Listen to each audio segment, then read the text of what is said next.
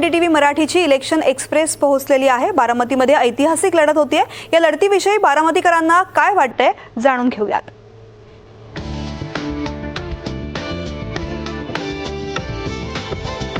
नमस्कार, NDTV मराठीची निवडणूक यात्रा पोहोचली आहे बारामतीमध्ये। आम्ही आहोत बिग वन मध्ये। माझ्यासोबत माझा सहकारी सागर कुलकर्णी आहे। या निवडणुकीमध्ये देशाचं लक्ष बारामती लोकसभा मतदारसंघाकडे आहे।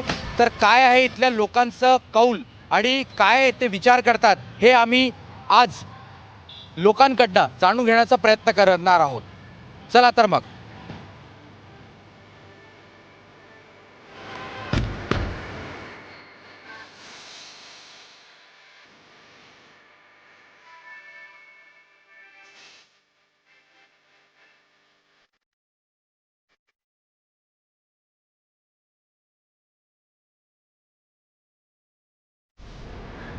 NDTV मराठीच्या खास कार्यक्रमात सध्या आम्ही आलेलो आहोत बिग वन मध्ये। माझ्यासोबत माझा सहकारी सागर आहे। सागर, राजकीय वातावरण पूर्ण महाराष्ट्रात तापलेलं आहे। बिग वन काय सांगशील, काय वातावरण दिसतंय? एकतर पूर्ण राज्यामध्ये आणि देशातल्या काही महत्त्वाच्या लोकसभा निवडणुकीचा जो मतदारसंघ आहे त्याच्यामध्ये बारामती लोकसभा मतदारसंघ आहे। कारण की या मतदारसंघामध्ये पवार विरुद्ध पवार हा राजकीय संघर्ष, घराण्यातला एक मोठा राजकीय संघर्ष आता यावेळेस चर्चेचा विषय आहे। यामुळे नेमकं इथल्या लोकांना काय वाटतं हे आपण जाणून घ्यायला हवं, कारण की यापूर्वी कायम पवारांमुळेच इतर घराण्यांमध्ये संघर्ष होत होता। आत्ताच्या निवडणुकीमध्ये पवारांच्या अंतर्गत शरद पवार विरुद्ध अजित पवार यांच्याच कुटुंबातले सदस्य असणार आहेत। नेमकी जनता कुणाला मत देते हे देखील पाहणं फार औत्सुक्य आहे। कुणाला मत देते पाहणं महत्त्वाचं आहे आणि त्याच्यामुळे आम्ही थेट जनतेमध्ये आलेलो आहोत आणि आपल्यासोबत काही मान्यवर आहेत। काय नाव आहे तुमचं? सतीश शिंगाडे। सतीश सर, बारामती लोकसभाकडे सगळ्यांचं लक्ष आहे। मुख्यतः शरद पवार की अजित पवार? अजित पवार। का असं वाटतं? कारण शरद पवार अनेकदा या बारामती लोकसभामध्ये एक महत्त्वाचा चेहरा आतापर्यंत होते। तुमची कधी शरद पवारांची भेट झाली आहे का? त्यांची काम करण्याची पद्धत आणि अजित पवारांची काम करण्याची पद्धत यामध्ये काय फरक दिसतोय तुम्हाला? भरपूर फरक आहे। अजितदादा सकाळी 6 वाजल्यापासून काम चालू होते ते रात्रीचे 12 वाजेपर्यंत अजितदादा काम करतात आणि बारामती मतदारसंघात सगळा अजित पवारांनीच विकास केलेला आहे आणि अजित पवारच करू शकतात एवढे मी सांगू शकतो। नाही, पण दुसरीकडे एक असं सांगितलं जात आहे की आत्तापर्यंत तुम्ही कधी शरद पवारांना भेटले नाही? अजूनपर्यंत तर अजितदादांकडं 5-6 वेळा जाऊन भेटतो असं आणि डायरेक्टली भेटू शकतो। विकासाचा वादा फक्त अजितदादा। शरद पवारांचं असं बोललं जातं की पूर्ण बारामतीला विकास करण्यामध्ये शरद पवारांचा एक मोठा रोल राहिलेला आहे। असं असताना आज दुसऱ्यांदा जेव्हा सुप्रियाताई या मतदारसंघाचं म्हणजे त्यांनी फॉर्म भरलेला आहे, तर पवार साहेबांचा आर्ग्युमेंट असा आहे की केंद्रात किंवा लोकसभेत जबरदस्त परफॉर्म करणारी लोकसभा सदस्य असेल तर त्यापैकी एक सुप्रियाताई आहे। सुप्रियाताईला का निवडून देऊ नये असं तुम्हाला वाटतं? त्यांनी काही विकास केला आहे? काय आमच्या इकडे तर सुप्रियाताई कधी फिरकलेलं नाही। बेगोन भागात इंदापूर भागात कधी त्यांचं म्हणजे दौरा नाही आहे, कधी म्हणजे असं जनतेशी संवाद नाही आहे, काय नाही। अजितदादांचं सारखे दौरे असतात, सारखे विकास काम असतात, काय असलं तर काम अजितदादा असतात। सागर, मुख्यतः इथे आपण काही लोकांशी बोललो, तूही काही लोकांशी बोल आणि जरा समजून घेण्याचा प्रयत्न कर की नेमकं काय मनात आहे। कारण आत्तापर्यंत आपण बघितलं तर शरद पवार हेच या संपूर्ण लोकसभामध्ये एक चेहरा होते, लोकांचे कामं ऐकून घेत होते। मात्र आपण बघतोय की इथे सुप्रियाताई आलीच नाही असं या लोकांचं म्हणणं आहे।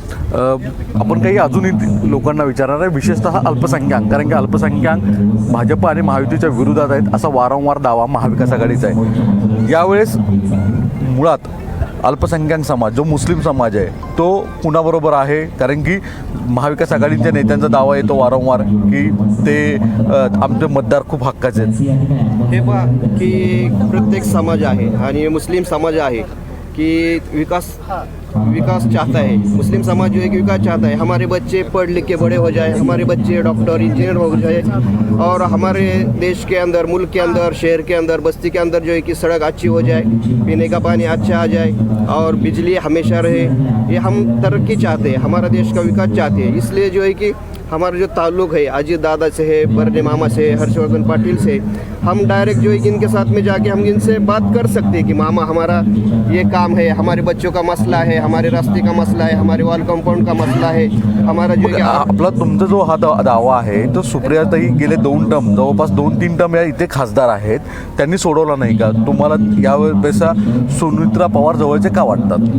कारण की आम्ही 10 वर्ष पाहिलं की आमची आणि ताईंची गाठ भेटच नाही आहे की याच्यामध्ये बी जो आहे की कोरोनाच्या काळामध्ये बी कुणी आमच्याकडे आले नाही आणि आमची जी परिस्थिती होती, आमच्या गावाची परिस्थिती, शहराची परिस्थिती, आरोग्याची परिस्थिती ही खूप बिकट होती. ती आम्ही पाहिलं की आम्ही 10 वर्ष जे आहे की ह्यांच्या पाठीमागं गेलो, ह्यांना मतदान केलं, ह्यांना जे की निवडून आम्ही संसदमध्ये पाठवलं, परंतु की आमचे प्रश्न जसेच्या तसेच होते.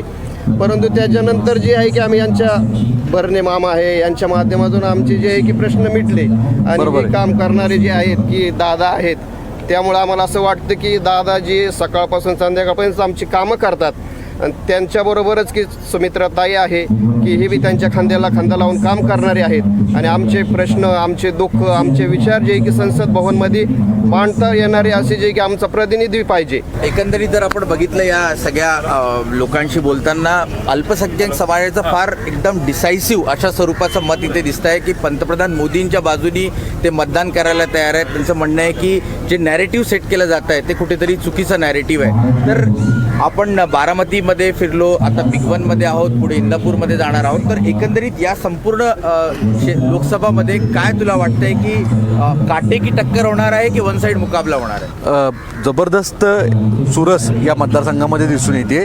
विशेष म्हणजे एका बाजूला अजित पवारांसाठी जमेची बाजू अशी दिसून येते की सगळे स्थानिक नेते या जवळपास या मतदारसंघातले बहुतेक नेते अजित पवारांच्या बाजूनी आहे, पण जमिनीवरचे सर्वसामान्य लोक आणि कार्यकर्ते नेमके काय करणार आहेत हे मतदानामध्ये दिसेल. सुप्रिया सुळे यांच्यासाठी जमेची बाजू आहे म्हणजे संसदेतलं त्यांचं काम, सोशल मीडियावर असणारा त्यांचे ॲक्टिव्हनेस आणि दुसरीकडे सगळ्यात महत्त्वाचे म्हणजे सुनित्रा पवार या संपूर्ण मतदारसंघामध्ये पूर्ण पद्धतीने कार्यान्वित नव्हत्या, तर बारामतीपर्यंत त्यांची मर्यादित होत्या. सुप्रिया सुळेंसाठी ती जमेची बाजू आहे. तरी देखील अजित पवारांकडे असणारं एक कार्यक्षमता आणि इतकं वर्ष पूर्ण जिल्ह्यावर पालकमंत्री म्हणून असणारं त्यांचं एक प्रभुत्व, हे जमेची आणि निगेटिव्ह अशी दोन्ही बाजू आहे.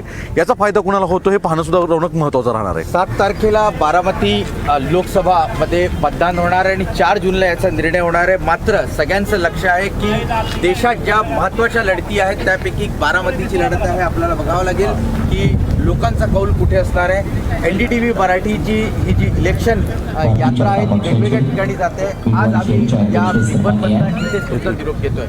कॅमेरा पर्सन अरुण पेडणेकर आणि माझ्या सहयोगी सागर कुलकर्णीसोबत रौनक पगडे, NDTV मराठी. हे आहे NDTV आणि तुम्ही पाहत आहात NDTV मराठी.